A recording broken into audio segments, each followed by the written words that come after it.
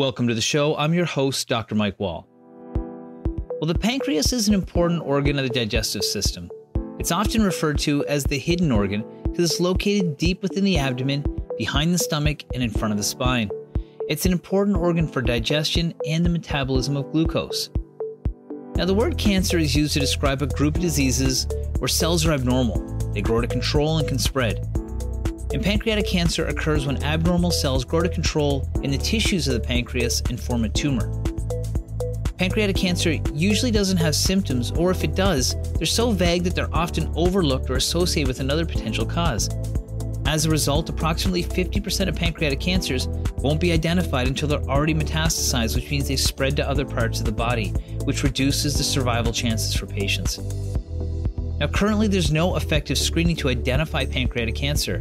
The pancreatic cancer survival rate is one of the lowest for common cancers, so individuals have to learn to listen to their bodies and be their own advocates. So this week marks World Pancreatic Cancer Day. So we're going to chat with Connie Walsh, who's a nurse and pancreatic cancer survivor, as she shares her personal experience with pancreatic cancer. We'll finish up with Stephanie Condon-Oldriev, founder and director of Craig's Cause Pancreatic Cancer Society, who will shed light on the disease and the efforts that are being made by researchers and charities to reduce its devastating impact on patients and families. But first, let's hear from Dr. Ravi Ramjasingh, a medical oncologist who leads research in the area of pancreatic cancer. He joined me from Halifax to tell us more about the disease. Hi, Dr. Ramjasingh. Welcome to the show. Oh, thanks for having me. Yeah, you had a busy day today, but I appreciate you coming home and joining us to talk about this important topic, which is something that you deal with all the time. But maybe before we get into today's topic of pancreatic cancer, tell me a bit about yourself. Yeah, so I'm a medical oncologist here in Halifax. I trained originally in Toronto, where I did my MD and I did a PhD in cancer research before going down this route. Then I went to Queens and did my training in internal medicine and medical oncology there. And actually, I did a 2-year clinical trials methodology fellowship at CTG, which is the Canadian Clinical Trials Group, before going on to Halifax. So that's my background. And now I pretty much see a lot of pancreas, liver, gallbladder cancers, and breast cancer too, to a certain extent. I also am the medical director for our Halifax, well, actually Nova Scotia Clinical Trials Unit, and the medical director of research here for medical oncology, among our hats. Wow. So you're the right person to talk to about this topic. You have such a breadth of experience with both the research side and the practice side of things. So, today we're going to talk about something you're extremely familiar with, like you said, pancreatic cancer. But maybe you could start off with almost some anatomy of the pancreas and what its role is in the body and where it's located. Oh, absolutely. So the pancreas really, if you think about it, is just below the stomach, kind of free floating in the abdomen. It's an organ. Primarily, it has two purposes. One, to kind of help maintain our blood sugars in our body, and it also helps with digestion. And those are kind of the two main things that it does in our body right now. One of the challenges I've always heard about diagnosing it is that it's somewhat buried in there. So it's more central than a lot of different organs, and it's not very big, is it? No, it's not a huge organ, and as I mentioned, it's free floating too. So it kind of moves around and wiggles a little bit. When you really see the CT scans, it's kind of hazy because it's just kind of floating there in space. It's tethered on one side, close to where the bile ducts are, and the outlet for the stomach is as well.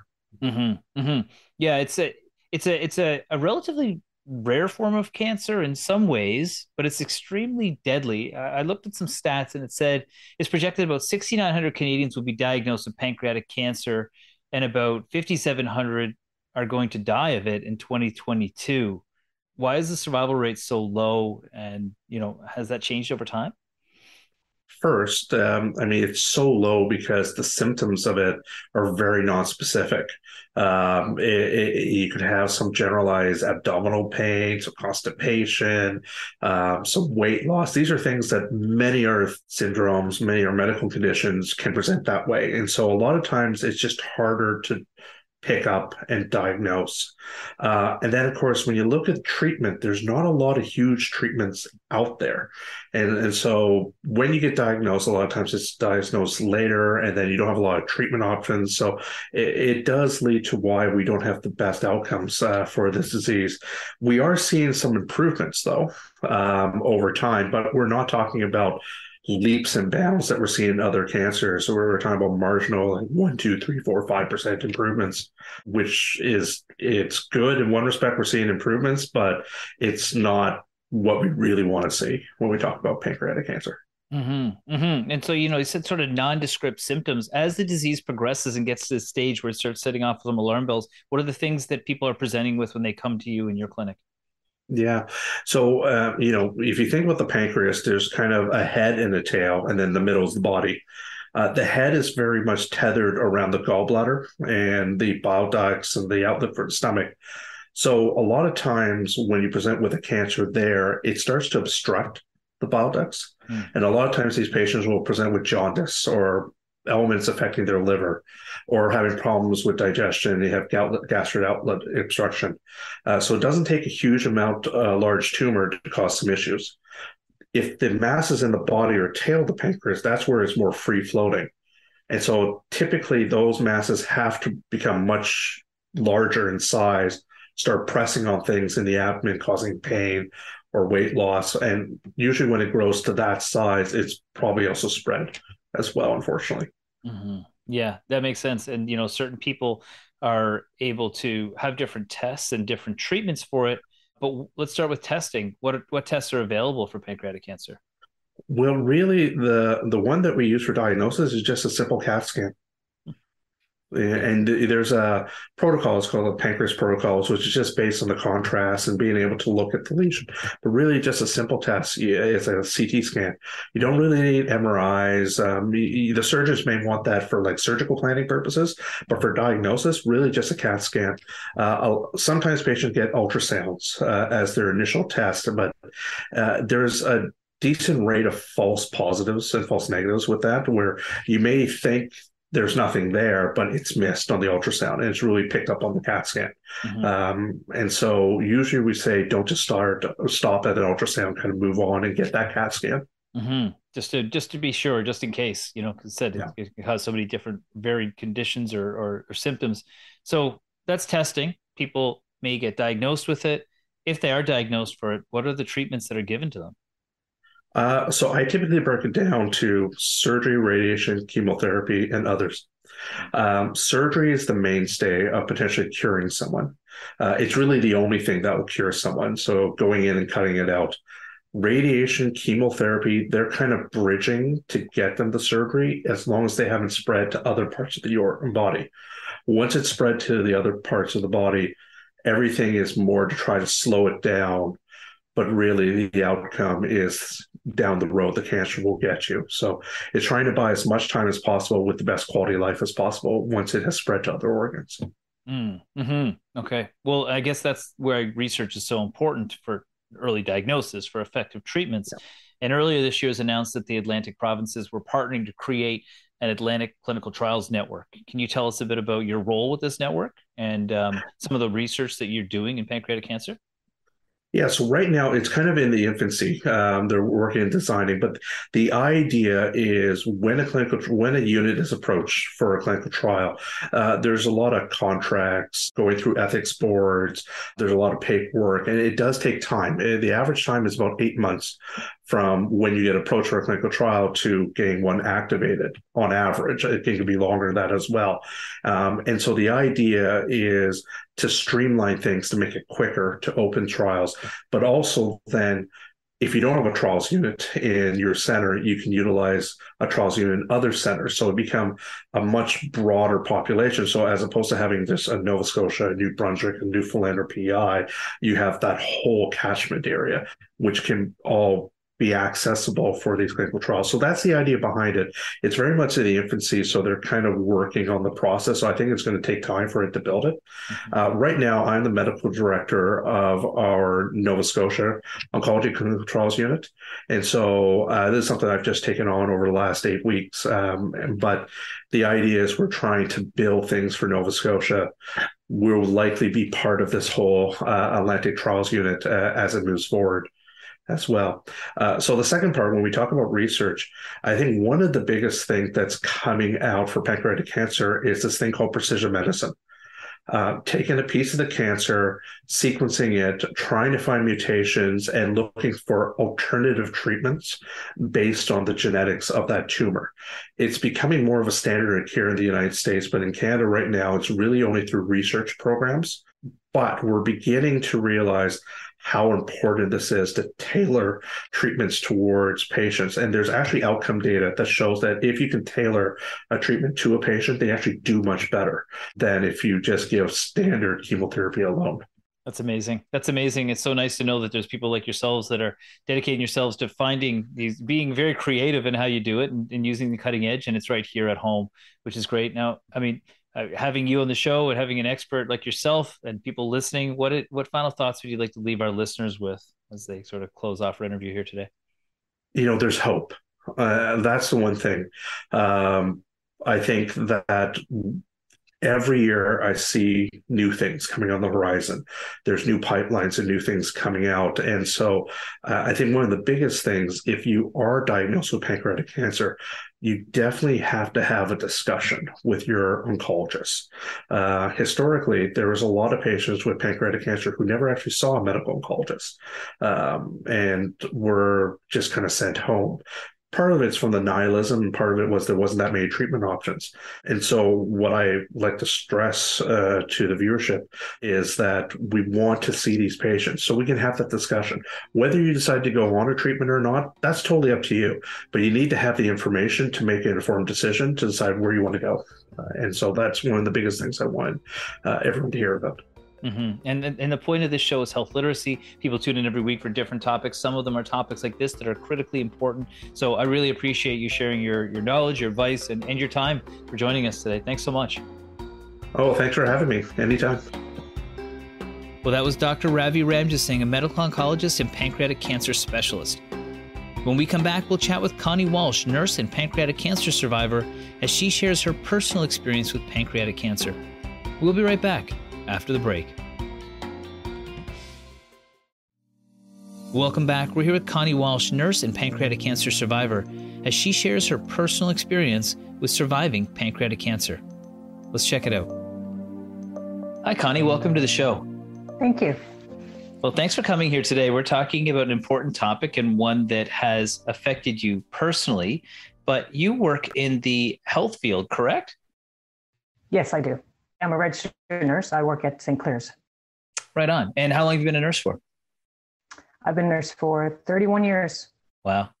So you've seen a thing or two when it comes to the health field. That's for sure. More than a thing, I'd have to say. Yeah, exactly. Well, you have also not only seen it firsthand through work, but you've experienced it firsthand. You were diagnosed with pancreatic cancer and you're a survivor. Can you tell me a little bit about that? Like, when were you first diagnosed with it? I was diagnosed in 2013. I had probably about 48 hours of just feeling full. I just felt like I had eaten a 7-course meal and I just had a yogurt. So that went on for about 2 days. Just felt everything was right up to the back of my throat. Didn't really know what it was, but I knew it wasn't normal for me. So I went to the emergency room, which is every nurse's worst nightmare, to be in your own emergency room. And the doctor there said, we'll do a bedside ultrasound and see. I said, maybe it's gas. I said, and it could be, but it's not something that I normally have. So for 48 hours, I would have thought it would have went away.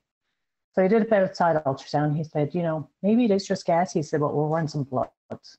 So I came back with pancreatitis. So then, of course, I was asked, do you drink? I said, I wish I drank enough. Unfortunately, I don't. I have 3 children. So I was admitted with pancreatitis, and I spent a couple of weeks in the hospital. And there was a blockage in my bile duct. I'd had 3 CT scans, 2 MRIs, 9 ERCPs. without diagnosis. My tumor marker was low, so they didn't think it was pancreatic cancer. So my surgeon, Dr. Felix, sent me to Halifax for an endoscopic ultrasound. When I got there, they decided that I didn't look sick enough to have an endoscopic ultrasound. They said that I had had a blockage in my bile duct and that they were much better at solving this problem than they were here in Newfoundland. So they did another ERCP, put a stent in. I think I had a total of 3 stents. I spent a month in Halifax. When I was discharged, I came home and my stents blocked off. I ended up back in hospital. In the end, I think I was about almost 3.5 months, really sick, really jaundiced, lost a lot of weight. And then finally I said to my surgeon, you have to cut me open. I said, that's it, just do a laparotomy, open me up and see what you find. And he said, no, he said, we just can't do that. And I said, well, you have to, I'm 45. I have 3 children. Clearly I'm dying. And he said, no, you're not dying. He said, kind of your tumor marker was low. And I said, well, I feel like I'm dying. I said, so can you do surgery? So he did set me up with a Whipple surgeon. He said, if we're going to do a surgery and look at your pancreas, it would have to be a Whipple. So I had a Whipple in August of 2013, and pathology is what proved my diagnosis of pancreatic cancer. Wow. And I think that, one of the things that's a resounding takeaway is this is so difficult to diagnose. I mean, anatomically, it's hidden deep inside of our abdominal cavity. It's tough to get at. It's tough to see. So they actually went inside to see what was going on. And then when they were in there, they discovered that you had cancer. Yeah. Unbelievable. It was only with the Whipple that I would have been diagnosed. Wow. So, okay. So you had a lot of challenges in getting a formal diagnosis, but obviously you're very well educated in this. You would be somebody who understands all the different steps somebody would need to go through for this diagnosis. But how important was it for you to be an advocate for yourself? Being a nurse, nurses are typically the worst patients, and we are, but it's because we know and we will challenge and ask questions. And I really went in saying to everybody, I'm going to be the nice nurse. I don't want to upset anybody. I don't want to be that terrible nurse patient. But after a couple of months, I thought, no, I'm going to die if I stay being that nice nurse, because that nice nurse isn't allowed to ask questions or demand things. Mm-hmm. So then around 3 months in, I was like, no, this has to change now. And I said to my surgeon, you need to line up every specialist, every doctor I need to see. We need to take this further and, find what's happening here. Yeah, that makes perfect sense. Getting those second opinions, ask for that extra help when you feel like there's something seriously wrong. That's obviously saved your life. I think they would have let me go longer and longer. And I don't think my doctor wanted me to have pancreatic cancer. Like, he kept saying, I don't think it is. I don't think it is. Mm-hmm. I was like, but it is something. Mm-hmm. So I truly believe that if I hadn't, I would have had a much different outcome. Yeah. And I think patients need to realize that they have to stand up for themselves if they truly believe that they're in danger. Mm-hmm. And like somebody like yourself with the information behind them to have an educated, voice on that is really important. So you had the Whipple surgery, but did you undergo any other treatments? And, did they continue to this day? Yep. I had the Whipple in August, and then I started chemo about 6 weeks later, and I did 6 months of chemotherapy. Wow. And since then I've been fine. I have to say I have little issues every year, that gives me a little reality slap that says, don't forget you had cancer. Mm-hmm. But if I didn't have those, I'm doing great. Oh, that's so nice to hear. That's a rare outcome for pancreatic cancer, but such a fantastic one, especially because you can get back to helping other people now. Such a valuable role you play in the community and in health. So I guess, where you've had such an in-depth experience with it, pancreatic cancer firsthand on so many different levels. What thoughts would you like to leave listeners with when it comes to this topic? I think early detection is everything. It is survivable if you get it early enough. I was stage 2B. And I think if I'd been diagnosed 2 months earlier when I went to Halifax, maybe I could have been a 1B. Mm-hmm. But and you just have to believe in yourself and know that when you know there's something wrong, you have to fight for it and you have to push. And that's the only way you can get a good outcome. And with the emergency rooms these days, it's so, I really pity people who go in with something so indiscreet as bloating or feeling full or something that they're going to be put in the back burner because you're not critically ill. But it is so important to stay the course and get your diagnosis. Yeah. That's great. Well, I really appreciate you taking the time to share your story with us today. It's a very personal one. I'm sure it's not easy to reflect on, but it's really valuable for everybody to listen. So thank you so much for joining me today, Connie. You're very welcome. Thanks for having me. Well, thank you to Connie Walsh, nurse and pancreatic cancer survivor, for sharing her personal experience with pancreatic cancer. When we come back, we'll chat with Stephanie Condren-Oldria, founder and director of Craig's Cause Pancreatic Cancer Society, who will shed light on the disease and the efforts being made by researchers and charities to reduce its devastating impact on patients and their families. We'll be right back after the break. Welcome back. We're here with Stephanie Condren-Oldria, founder and director of Craig's Cause Pancreatic Cancer Society, who's shedding light on the disease and the efforts that are being made by researchers and charities to reduce its devastating impact on patients and their families. Let's check it out. Hi, Stephanie. Welcome to the show. Well, thanks for having me. Oh, thanks for coming. I've been following your organization for a number of years now. Every year we do an episode on pancreatic cancer, as I lost my father to it. I believe you have a personal connection to pancreatic cancer as well. But before we sort of get into the nitty-gritty of it all, can you tell me a little bit about your organization, Craig's Cause? Yeah, so Craig's Cause Pancreatic Cancer Society was formed informally in 2006. My dad, Craig, in the Craig's Cause Pancreatic Cancer Society, was diagnosed at the end of July with pancreatic cancer. And at the end of September, so about 8 weeks later, he passed away from his cancer. And within that 8 very short weeks, we had a lot of conversations, and we found ourselves going south of the border. So we were going to Johns Hopkins, MD Anderson, Sloan Kettering, looking for a lot of answers to our questions, different treatment options that were available. We also we couldn't find any support. So we were using, PanCan, and PanCan was providing a lot of the emotional support and patient resources that we were lacking here in Canada. So we knew in a very short period of time that we didn't have awareness in Canada for pancreatic cancer. There wasn't a lot of information, Canadian information about treatment and care. And also we were certainly lacking in the support. And so we knew that we wanted to do something, and Dad wanted to support research. So after he lost after he died from pancreatic cancer, we knew that we wanted 100% of his memorial donations to go to research. So we looked into how to put 100% of the funds into researchers' hands. And a friend of mine created a website with one page, and it just said Craig's Cause. And she thought I should write something about memorial donations and where they would go so that people could go on there. And then with the World Wide Web, people started searching pancreatic cancer, and they were stumbling upon our memorial page, and they were asking for help. Canadians were. So my same friend, I say, this is the one that caused all this to happen. She said, well, write some more pages in layman terms about what you learned about your journey with pancreatic cancer. So I put together a few more pages with her encouragement. And, 16 years later, we've raised millions of dollars, and we have 4 pillars for our organization. We got our nonprofit registered number, and then we got our charitable status. We have events in every province, and certainly a wealth of information for patients. So we had one little idea, and because of the World Wide Web and people Googling, it turned into a national organization. Yeah, that's amazing that you guys have been able to do what you've done and grown it to such a big level, all because of, just wanting to make a difference and wanting to see those funds go where they should, which is to trying to find a cure.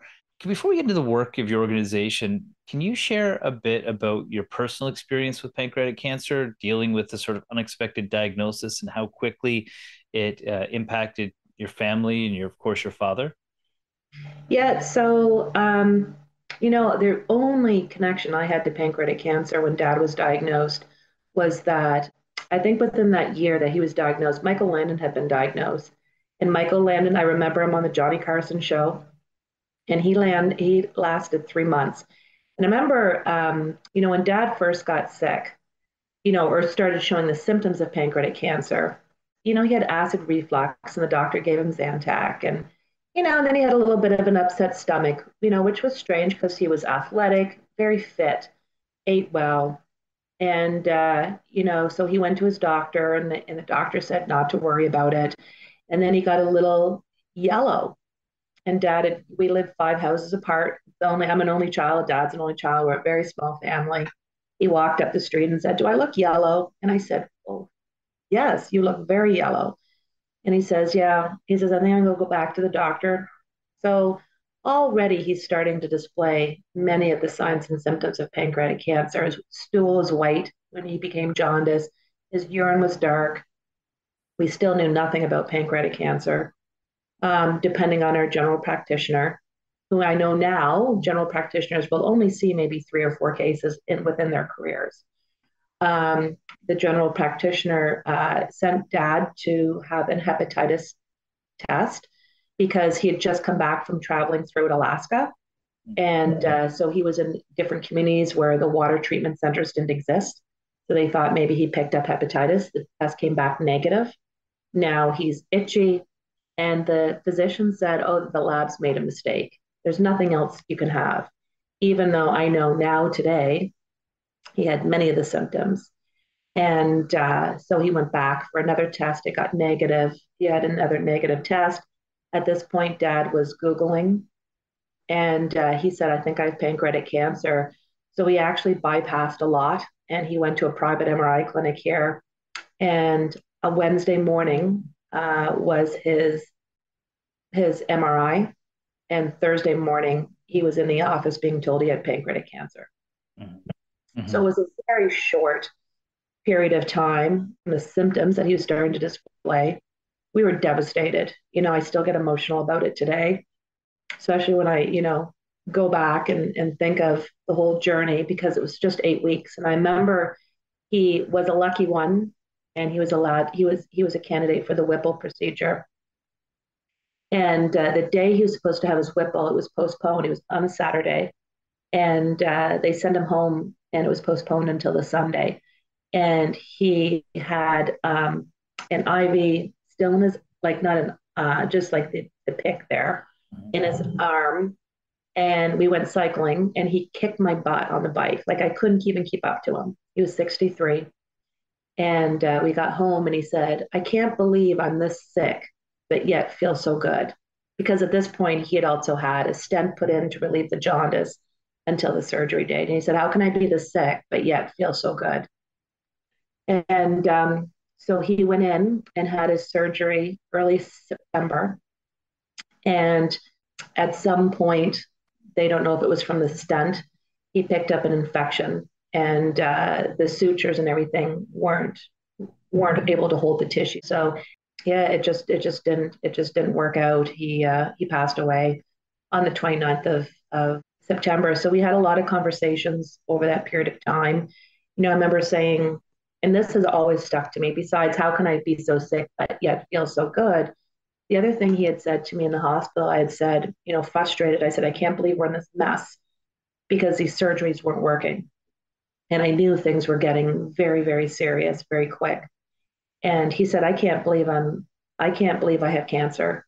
So really many patients with pancreatic cancer, and over the 16 years we've been running, that's often the theme, that patients are being diagnosed with this beast of a cancer, and really they don't have a lot of time. They're either being told they're going to have a life-changing surgery, or that, to go home and get their affairs in order.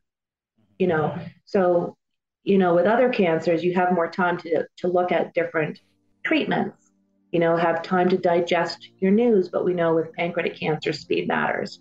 What a patient once said to me, speed matters. So you really have to make some massive, massive decisions in such a short period of time. And you really don't even have time to digest that cancer diagnosis. That's Stephanie Condon-Oldria, founder and director of Craig's Cause Pancreatic Cancer Society. We'll be right back after the break. Welcome back. We're here with Stephanie Condon-Oldria, founder and director of Craig's Cause Pancreatic Cancer Society, who's shedding light on the disease and the efforts that are being made by researchers and charities to reduce its devastating impact on patients and their families. Let's check it out. you guys have 100% of the revenue goes towards research. And why is it so important that the money goes towards research first and foremost? Well, so it goes to our four pillars. So we have public awareness, patient support, healthcare education, and research. Research, you know, I can't even say now, like I've been this for 16 years, that one is more important to the other now because it's all so connected. Mm-hmm. We know that we have to have public awareness in order to raise funds for research.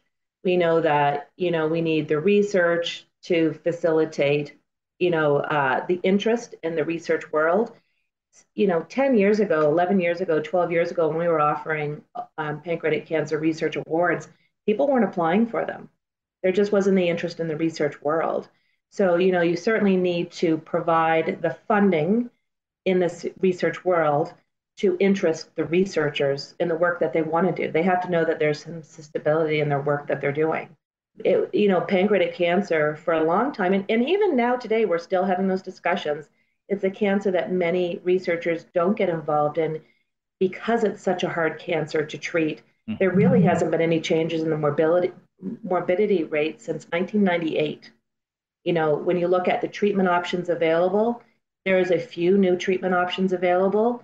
But once again, there's been research that has been made for a drug with Onivide. It came out of clinical trials. It was Health Canada approved. The PCPA turned it down. So that's, the Pan-Canadian Pharmaceutical Alliance, they, are that regulatory negotiating body for all Canadians. And they have 13 representatives, and Onivide was the first second-line treatment for pancreatic cancer. And unfortunately, it was turned down and wasn't funded. So the only second-line treatment available was turned down at a very minimal cost. The manufacturer is offering it to them at cost, and they still didn't take that drug at cost. So, that in itself can often be hard on clinical trials and researchers' work, because not only is pancreatic cancer a hard cancer to fight, but on top of that, when new drugs are approved, we're looking at really a small population of patients. You're looking at about 6,700, 6,900 pancreatic cancer patients in 2022. And then with other cancers like breast cancer, you're looking at, over 50,000 patients. So you have 50,000 people saying, look at me, we want this new treatment, as opposed to a very small population. So this show's all about health literacy, and some of the things you've been saying are that, even physicians may not know to recognize it because it's so uncommon. Individuals may have to look up their own symptoms, and even then there's confusion around it all. So obviously understanding the disease is critically important from both the healthcare practitioner side, but also the person that's suffering from cancer. How has health literacy sort of been an important part of your organization? Oh, it's huge. We sit on, we have two of our staff that sit on the World Pancreatic Cancer Coalition. And the World Pancreatic Cancer Coalition is all about messaging. So we're trying, the World Pancreatic Cancer Coalition and us, using, we have 100 organizations using similar information about symptoms of pancreatic cancer and risks of pancreatic cancer. So that messaging is the same globally in every language you can imagine. So we're really trying to get the public to understand that if you lose 20 pounds in a month and you're not trying, there's a problem. If you have late onset diabetes, there may be a problem. You need to investigate that.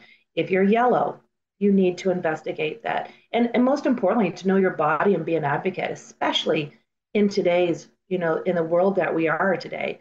COVID has impacted a lot of diagnostic pathways and getting a timely diagnosis in any cancer or any disease.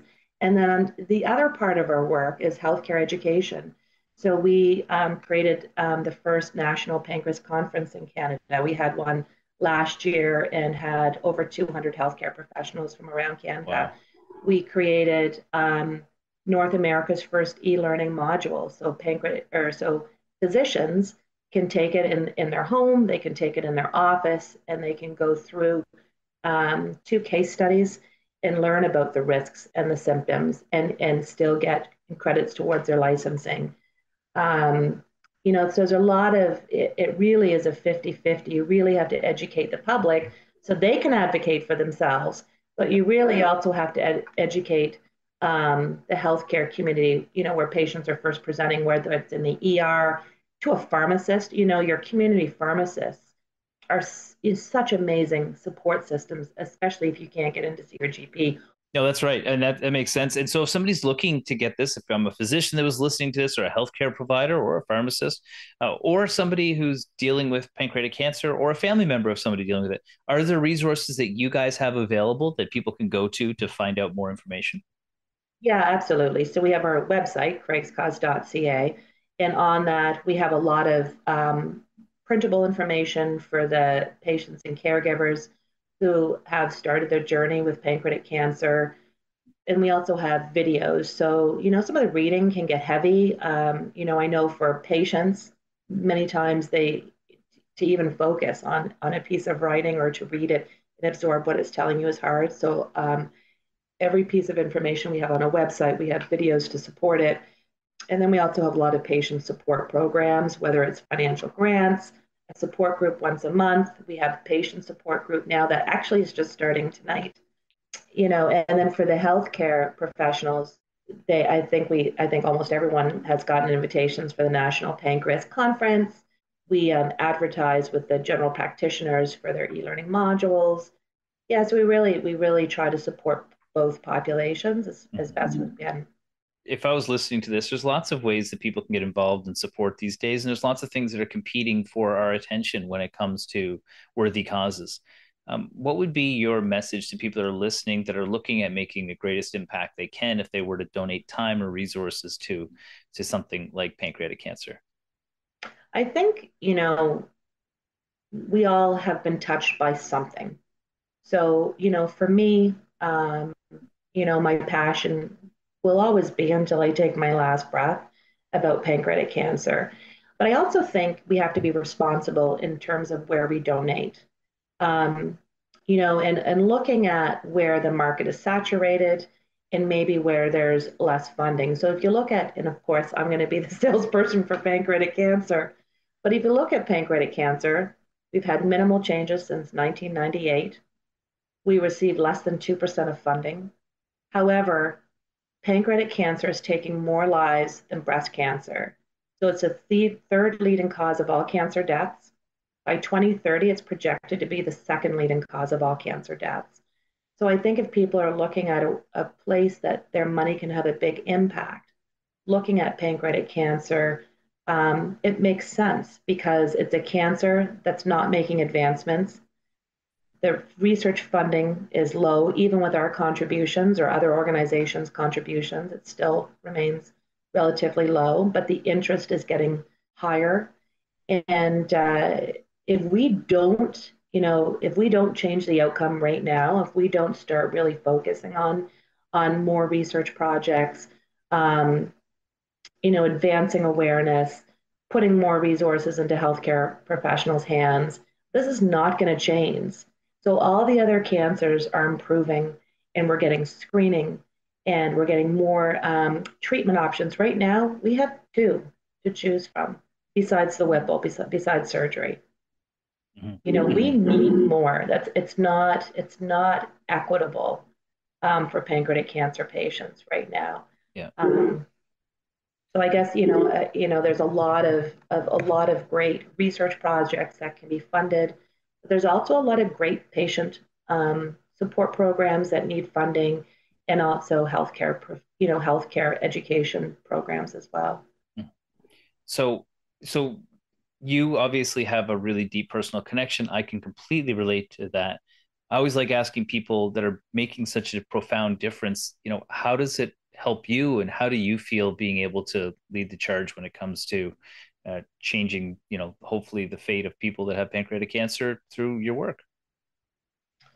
Oh, that's a big question. Yeah. I don't feel, I'll probably, in all honesty, I'll probably never think that I did enough. Being on this journey for 16 years, from when dad was diagnosed to even, Saturday night when we had our kicking pancreas event in Nova Scotia, the people that I feel like are really leading the charge are the patients. We had, a patient there who was in New Brunswick and then in Nova Scotia who had gone through surgeries and ringing a bell like after 81 chemotherapy treatments, and radiation like that. Those are the people like sharing their stories, being brave enough to talk about their stories so they can help somebody else not feel so isolated or alone. Mm-hmm. So I feel like all of these, the volunteers and the patients and the caregivers that are sharing their stories, using our programs, telling us what we need more of, the healthcare professionals who really have given up their lives. They've dedicated their lives to help others. Like I feel like they're leading the charge. So, I hope, that our programs support the individuals that they're made for and that we'll continue to do our work. We will continue to do our work, but those are the ones that inspire me. The healthcare professionals, patients, caregivers, our staff, and our volunteers. It's amazing. Well, I'll tell you, organizing this episode and reaching out to you and seeing you bring your network of people together with personal stories and expertise in the medical world to help educate the people that are listening to the show is a really powerful contribution. And I just want to say thank you so much for joining us today and sharing your very personal story and relating, how challenging this condition is to everybody that's listening out there today. So thank you so much for joining me today. Well, thanks for taking the time and thanks for, focusing on this topic during Pancreatic Cancer Awareness Month and World Pancreatic Cancer Day and, increasing the awareness throughout Canada. It's greatly appreciated. Thank you to my guests for joining me today. As many of you know, I lost my father to pancreatic cancer a decade ago. It was hard to accept that there was very little that could be done and his chances of survival were so low. Well, a decade later, those rates haven't changed much. With pancreatic cancer continuing to climb the ranks as one of the most deadly cancers in the country, we're seeing many other cancers that are becoming more treatable. So I always try to shed light on this topic in case someone's able to detect it early. For those listening looking to support a worthy cause, I encourage you to think about supporting this much-needed research for pancreatic cancer. Thanks for joining me today.